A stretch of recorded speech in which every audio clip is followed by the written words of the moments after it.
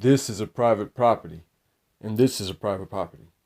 Our private property is used to calculate how much a city is worth by adding all the value of the property in the city. How much debt a city is allowed to have is equal to 10% its total worth. Detroit is worth $10 billion according to city records. 10% of 10 billion is 1 billion. But according to city records, as of June 30th, 2020, Detroit is $4.9 billion in debt, which is 5 times the legal debt limit. Mayor Duggan has been using tax bonds to take loans out on her property, and his accomplice is David Mazarin.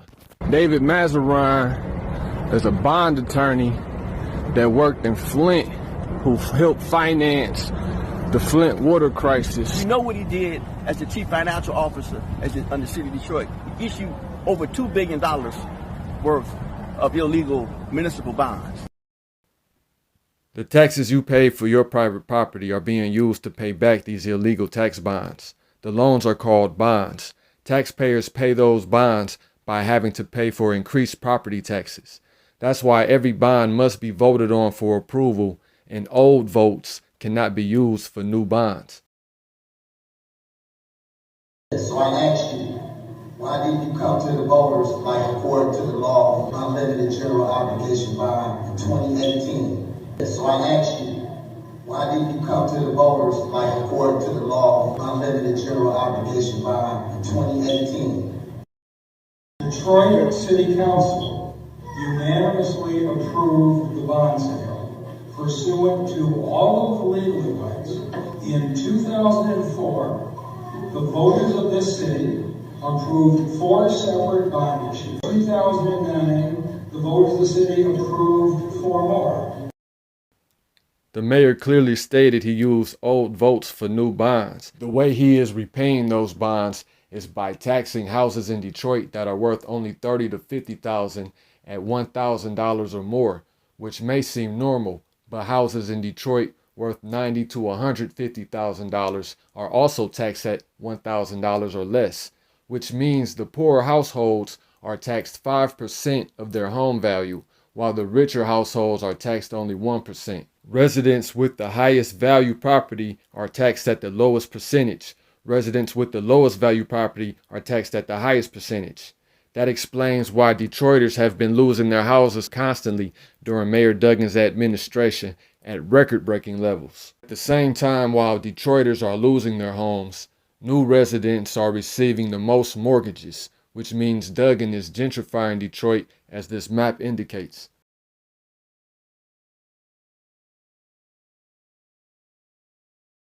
I didn't run again because the work was done. We got a lot of work still to do. That means we have a lot of work still to do too. Hey, we on a mission. The pressure of the movement is on a mission to go file this court document in order to declare the illegal tax bonds that the mayor has been releasing, to declare that wrong so that we can move forward on a legal procedure to get that reversed. Pressure the movement has filed a declaratory judgment to hold Duggan responsible. The media refuses to give us coverage, but anyone can look up the case for themselves. The pressure movement is the only ones in the whole city of Detroit who even mentions forensic audit. Okay. I want to hear any of these other candidates come out and say that we need a forensic audit publicly. That's the litmus test. All these luxury buildings that y'all seeing popping up, that y'all think is white money, no, this was your money that was taken, and we gonna be paying it back for the next 20-some years. Our mission is not to defund the police because we're from crime-ridden neighborhoods. We want to eliminate the impoverished conditions that create criminals. Stopping these illegal bank loans will not only lower our property taxes, but also stop the threat of foreclosures and give Detroiters a fair chance to build wealth and stability.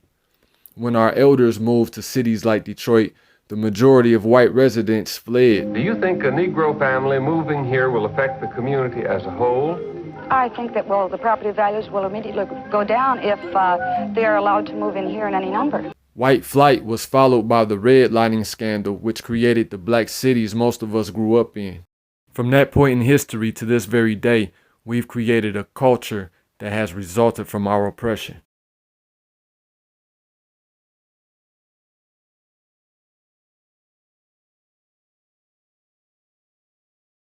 When former City Councilman Gabe Leland of 7th District was indicted, the only organization who led the recall was Pressure.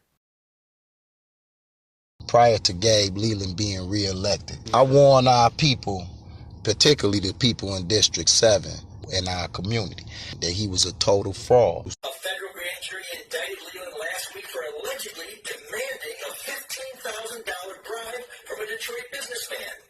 It's business as usual. Corruption is business as usual because Detroit voters aren't tuned in to what's really going on. If they reassess your taxes, no matter what they reassess them to, we're going to still be at the maximum limit. You're still going to be at a 9.5 mils, and that's the highest in the nation. We own nothing. And I'm not saying that we can just turn around and at the snap of my finger we can own stuff. I'm since asking, how can we not have a problem with that? They're not angry that our schools in all the urban sectors is outdated, curriculum outdated, schools is demolished. They're not angry about the communities being ravaged with poverty, houses towed out, mass incarceration, all the brothers got to sell drugs. How can we not be angry about these things? Serious. That's pathetic, man.